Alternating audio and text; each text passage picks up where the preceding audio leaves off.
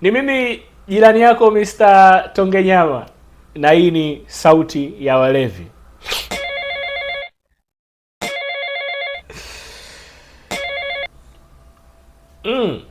Halo. Kwa majina naitwa Asifiwe. Karibu, na hii ni sauti ya walevi. Ndogo mtangazaji, mambo uniazime masikio yako mara moja tu kidogo. Nina ombi langu nataka kuwasilisha.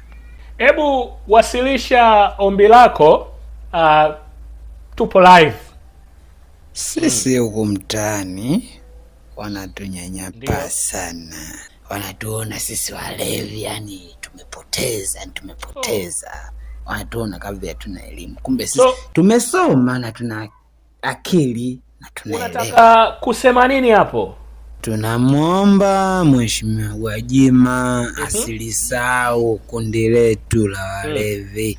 Ikiwezekana tuwe na mwakilishi wetu atuwasilishie changamoto zetu moja kwa moja hata bungeni. Maana huku mtaani atuchukulia poa. Kwa nini wawape kipaumbele hicho? Nyoka. Sisi walevi, tena sisi ndio tunalipa kodi vizuri sana nchini mwetu. Msijisahau, lakini wala wenye hilo. Lina ukweli hilo? Tutajaribu kupitia na kuwashirikisha wahusika watuchambulie kama ni kweli. Sisi hatukuwahi kukwepa kulipa kodi. Labda ni madeni tu madogo ya mtaani kweli, au kwenye maduka mtaani kwetu. Nawasilisha, sio mimi. Amesema yeye.